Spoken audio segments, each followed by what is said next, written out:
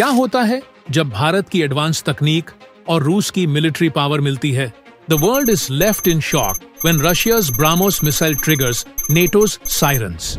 इस वीडियो में हम आपको दिखाएंगे कैसे रूस का यह ब्रह्मोस मिसाइल हमला ने नेटो को अलर्ट किया और पूरी दुनिया को हिला दिया। हम यह भी बताएंगे कि कैसे यह पावरफुल मिसाइल दुनिया की सिक्योरिटी को बदल रही है और क्यों कई देश इसकी वजह से चिंता में हैं। From India's defence technology to Russia's strength, हम आपको ब्रह्मोस मिसाइल के बारे में पूरी जानकारी देंगे। रूस ने यूक्रेन पर ब्रह्मोस मिसाइल दागी, जिससे यूक्रेन के पोल्तोवा शहर में केओस मच गया। ड्रोन्स और मिसाइल्स की रेन से शहर में पैनिक फैल गया। यूक्रेन के प्रेसिडेंट जेलेंस्की पर हमले हुए, जबकि रूस के प्रेसिडेंट पुतिन गुस्से से आग बबूला हो गए। रूस और यूक्रेन के बीच वर्ल्ड वॉर अब 1000 दिनों से चल रहा है और दोनों देश लगातार एक दूसरे पर अटैक्स कर रहे हैं। कुछ दिन पहले यूक्रेन ने रूस के कई रीजन्स पर बड़ा हमला किया था, जिसमें रूस की कैपिटल मॉस्को को भी निशाना बनाया गया था। इससे पुतिन बहुत गुस्से में आए और उन्होंने जवाबी हमले में ऐसी ब्रूटल फीडबैक दी कि पूरा यूक्रेन शेकन हो गया। रूस ने यूक्रेन पर कई खतरनाक मिसाइलें दागी हैं, जिनमें से एक ब्रह्मोस मिसाइल भी बताई जा रही है। यह वही ब्रह्मोस मिसाइल है जिसे भारत की सबसे डेडली मिसाइलों में से एक माना जाता है। पिछले 3 सालों से रूस और यूक्रेन के बीच चल रहे वर्ल्ड वॉर ने अब एक नया मोड़ ले लिया है, जहां एक तरफ रूस दुनिया के टॉप 3 सुपर पावर्स में से एक है, वहीं यूक्रेन भी अमेरिका और नाटो की मदद से अपने मिलिट्री वेपन्स को स्ट्रेंथन कर रहा है। दोनों देश लगातार एक दूसरे पर घातक अटैक्स कर रहे हैं। हालांकि काफी लंबे समय तक यूक्रेन की राजधानी कीव और रूस की राजधानी मॉस्को इस जंग से अछूते थे, लेकिन अब यूक्रेन ने मॉस्को पर हमला करके एक बड़ा कदम उठाया है, जिससे रूस के प्रेसिडेंट पुतिन गुस्से में आ गए और उन्होंने यूक्रेन पर हमले की स्पीड को 2 गुना बढ़ा दिया। यूक्रेन के हमले के काउंटर अटैक में रूस ने स्ट्रिक्ट और ब्रूटल डिसीजंस लिया।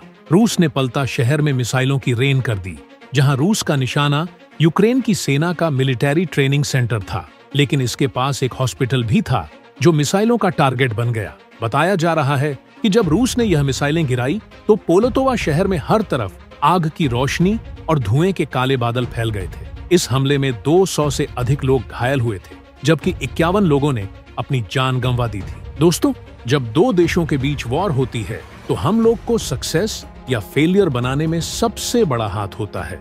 यदि हमलों में इस्तेमाल किए जाने वाले हथियार एडवांस्ड और पावरफुल होते हैं तो वे दुश्मन की सुरक्षा की परिधि को पार करते हुए उसके घर में घुस सकते हैं और भारी डेवस्टेशन मचा सकते हैं। रूस के इस हमले को सफल बनाने में ब्रह्मोस मिसाइल ने महत्वपूर्ण भूमिका निभाई थी, जिसे भारत की सबसे डेडली मिसाइलों में से एक माना जाता है और जिसे DRDO ने डिजाइन किया है।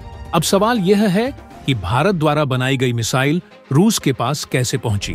दरअसल रूस के पास एक क्रूजर मिसाइल है 65,000, जो ब्रह्मोस मिसाइल का एक वेरिएंट है। 22वीं सदी की शुरुआत में भारत और रूस ने एक डिफेंस पार्टनरशिप के तहत ब्रह्मोस मिसाइल बनाई थी और इस प्रोग्राम में भारत की DRDO और रूस की NPOM एजेंसी ने मिलकर ब्रह्मोस को डिजाइन और डेवलप किया। इस मिसाइल टेक्नोलॉजी में भारत का 50.5% शेयर है, जबकि रूस का 49.5%। जब 2002 में जब ब्रह्मोस मिसाइल तैयार हुई और उसकी टेस्टिंग सफल रही, तब रूस ने ब्रह्मोस की तकनीक का इस्तेमाल अपनी P-800 मिसाइल में करना शुरू कर दिया। यह बैलिस्टिक क्रूज मिसाइल है, जिसे सरफेस, एयर और सी कहीं से भी लॉन्च किया जा सकता है। यह मिसाइल भारत के ब्रह्मोस की बिल्कुल जैसी है और इतनी डेंजरस और एडवांस्ड है कि रूस ने इसका इस्तेमाल सिर्फ पोल्तोवा पर हमला करने के दौरान ही नहीं, बल्कि पिछले 2 सालों से रूस लगातार ब्रह्मोस तकनीक वाली इस मिसाइल को यूक्रेन के विभिन्न शहरों पर दाग रहा है। हम भारतीय वॉर को सही नहीं मानते, लेकिन रूस ने इन हमलों से यह साबित कर दिया है कि भारत की डिफेंस टेक्नोलॉजी काफी पावरफुल है और यही वजह है कि आज रूस, इजराइल, USA और कई बड़े देशों ने भारत से मिलिट्री इक्विपमेंट खरीदने शुरू कर दिए हैं। अब इस बात में कोई 2 राय नहीं है कि भारत से खरीदी गई एम्यूनिशन, गन्स, एक्सप्लोसिव्स और मिसाइल्स का इस्तेमाल रूस और इजराइल युद्ध में कर रहे हैं। कुछ लोग यह कह सकते हैं कि डिफेंस इक्विपमेंट सप्लाई करना युद्ध में सही नहीं है, लेकिन कड़वी सच्चाई यह है कि यदि दो देश युद्ध कर रहे हैं और आप उन्हें डिफेंस इक्विपमेंट नहीं देंगे तो कोई और दे देगा। लेकिन अगर आपके पास एडवांस टेक्नोलॉजी है और आपने उसे सप्लाई करना शुरू किया तो उस टेक्नोलॉजी का दबदबा बढ़ेगा और विश्व स्तर पर आपको डिप्लोमेटिक एडवांटेज होगा। इसके परिणाम स्वरूप कोई भी देश आपके देश से युद्ध करने से पहले 10 बार सोचेगा। कुल मिलाकर इससे भारत की सिक्योरिटी में इजाफा होगा। यह रास्ता अपनाकर पहले वर्ल्ड वॉर, दूसरे वर्ल्ड वॉर और कई अन्य युद्धों के बीच अमेरिका ने अपनी टेक्नोलॉजी सप्लाई की और खुद को दुनिया में नंबर 1 मिलिट्री सुपर पावर के रूप में स्थापित कर लिया है।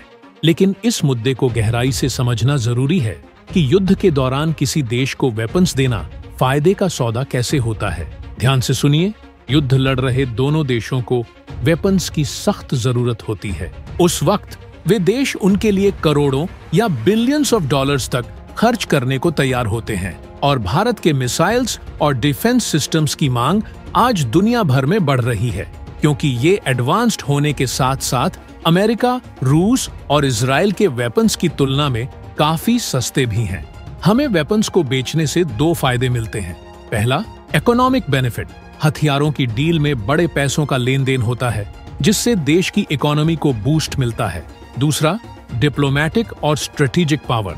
दुनिया में जितने भी मिलिट्री सुपर पावर कंट्रीज हैं, उनकी अहमियत काफी बढ़ जाती है, जिससे देश की सिक्योरिटी बेहतर होती है। जैसे कि अब तक यूएन सिक्योरिटी काउंसिल में भारत को स्थायी सीट मिलने के साथ वीटो पावर भी मिलने वाली है, या यूं कहें कि भारत वीटो पावर वाले 5 देशों में से फ्रांस, रूस, यूनाइटेड किंगडम और अमेरिका की मिलिट्री स्ट्रेंथ बढ़ाने का काम कर ही रहा है, अपने एडवांस्ड मिलिट्री इक्विपमेंट उन्हें देकर। ऐसे में भले ही चीन भारत के खिलाफ बोले, लेकिन इस बार वोटिंग में ये देश भारत के खिलाफ बोलने के बारे में सोचेंगे भी नहीं। यहाँ गौर करने वाली बात यह है कि भारत नो फर्स्ट पॉलिसी में यकीन करता है, यानी भारत कभी भी सामने से किसी देश के खिलाफ वॉर नहीं छेड़ेगा, क्योंकि हमारे लिए पीस स्थापित करना अहम है।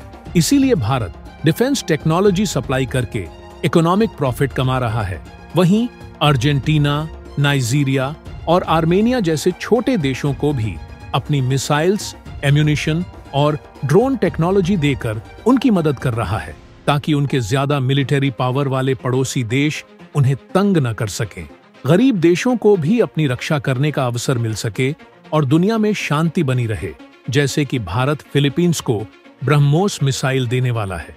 हमारा श्रीलंका और वियतनाम जैसे देशों के साथ भी डिफेंस कोऑपरेशन चल रहा है, जिसमें हम अपने वेपन्स और टेक्नोलॉजी शेयर कर रहे हैं। इंडोनेशिया भी एक ऐसा देश है जहां भारत के ड्रोन्स और रेडर सिस्टम्स जा रहे हैं। यह भारत की तरफ से उठाए गए काफी अहम कदम है, क्योंकि अक्सर बड़े देश सिर्फ पैसा छापने की कोशिश करते हैं और इन छोटे देशों की मदद करने में कोई दिलचस्पी नहीं दिखाते। अब रूस यूक्रेन की लड़ाई पर वापस आएं तो पुतिन और जेलेंस्की में से कोई भी पीछे हटने को तैयार नहीं है। जहां यूक्रेन के राष्ट्रपति जेलेंस्की यूएसए और नाटो से एयर डिफेंस और मिलिट्री वेपन्स की मांग कर रहे हैं ताकि वह रूस से लड़ सके, वहीं रूस ने भी सोवियत यूनियन के समय का अपना हथियारों का जखीरा सामने ला दिया है।